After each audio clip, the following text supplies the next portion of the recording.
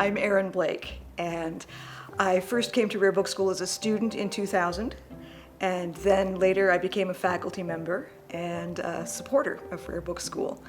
I teach the history of printed book illustration in the West, which started before my time as Introduction to the History of Illustration, which was just much too big a topic for a week. So when I started teaching it, it was changed to printed book illustration. And it had always been Western oriented, but didn't explicitly say so. So that was also something that I asked to have changed because I couldn't become an expert at Rare Book School standards on anything other than the European tradition that I know. So I do have to be careful when students apply that they know that we're not going to be studying cowboy books, although we do have some Frederick Remington, so that still does get in there. The story of how I came to teach the class that's a story. The first class I took at Rare Book School in 2000 was Helena Zinkum's class on the introduction to cataloging visual materials. I was always an art person. And then right after that, of course, I wanted to take Terry Bellinger's class on identification of printmaking techniques. And I loved that class.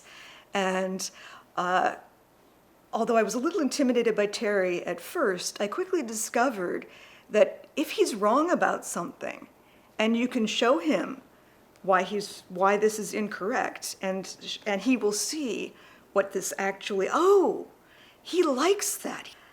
Shortly after that, I got a phone call from him. And he said, "Erin, I know that you know that I've been trying to find someone to teach the Introduction to Book Illustration class, and that Rare Book School faculty members are all very important people in the field. They are well known. This is the Rare Book School faculty. You really have to be someone. You're not anyone yet, but you will be. And I would like to invite you to teach the book illustration history class." And approval from Terry is a very powerful drug. And I was elated. And it turns out he was right. I actually, at that point, I really hadn't done. I was a curator of art at the Folger Shakespeare Library, but I wasn't particularly well known. And in the years since then, I've written on book illustration. I've given talks around the world. I'm known. I get thanked in the introductions to all sorts of books. And so he was right. And I'm really glad that he took a risk on me, because the camaraderie of Rare Book School, being a student, being faculty, being part of this group, is a really important part of my life.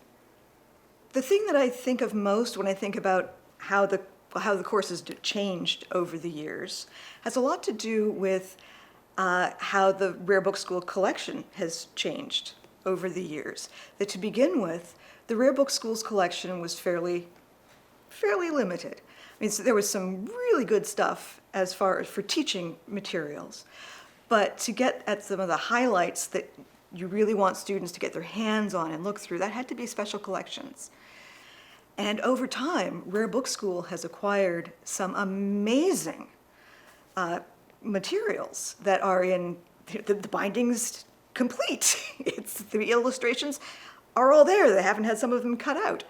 And this has allowed me to do a full-scale, I call it bibliorama, where I set up little stations with all sorts of different books, and the students rotate around and spend as much or as little time as they want with each of the examples.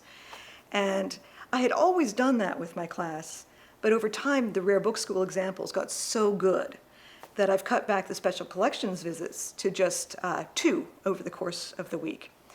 And to see some of the big name books that you have to see that Rare Book School happens not to have. But I love seeing students get excited about what they're looking at.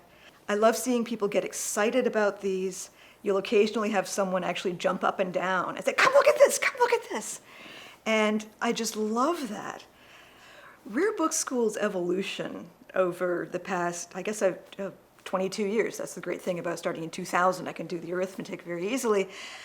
the change has been extraordinary. That when I first came, the board didn't exist. It was Terry Bellinger doing his thing with a devoted staff. And I pitched in. I loved this when I was preparing to teach my course, going down into Lower Tibet, as the basement area was called, directly below the Tibetan section of the Alderman Library. And I was helping catalog things. I was helping prepare for class. The teaching weeks were very intense. And it was insane.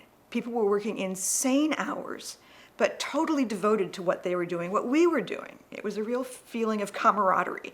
And we were all, we're all in it together, and we weren't quite down in the bomb shelter singing Roll Out the Barrel. And it was exhilarating, but not at all sustainable.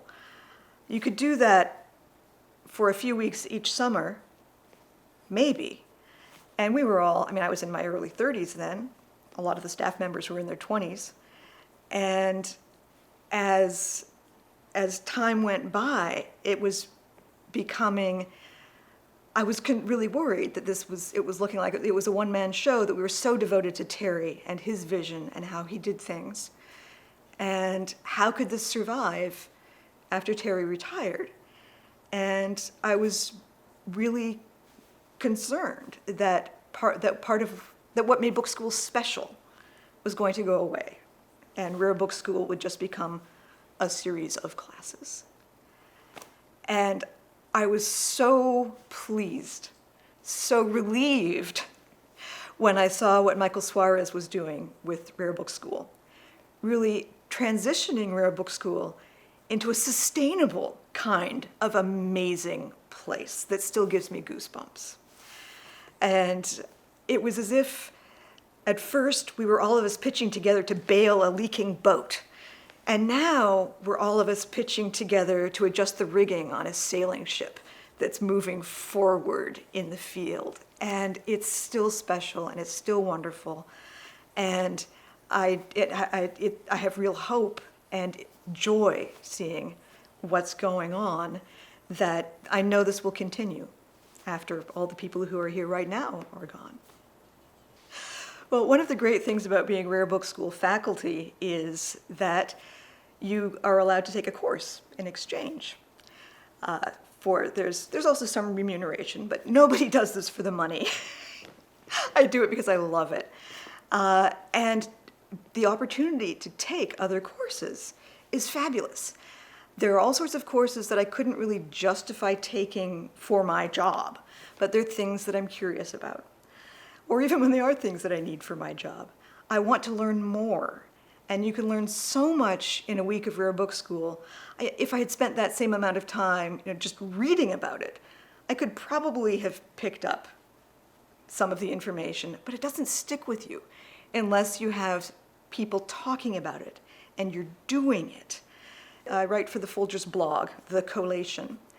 And every time I take a Rare Book School class, there's going to be a collation post about 2 weeks later where I get all excited about everything that I've learned. And Heather Wolf's paleography class was another one like that. I work with Heather. Her desk is next to mine, but I don't know the paleography. And seeing her teach, I learned a lot about teaching from her method of teaching. And I learned a lot about paleography, handwriting, ink, spelling. How to read early modern English handwriting was something that, again, I had tried to learn from a book. You can't learn it from a book. You have to have somebody teaching you the way the letters are formed and guiding you to learn. I support Rare Book School for several reasons. Obviously, it's a good cause. I believe in it, that sort of thing. But part of what got me started as a supporter was realizing that even really small contributions help. And at the time, I was new in my career. I had just started. I couldn't make any kind of substantial contribution. But just knowing that when they ran the numbers and were able to say, and we have however many supporters of our school, just by being one of those numbers I was helping, even though the actual dollar amount I was giving wasn't going to do much.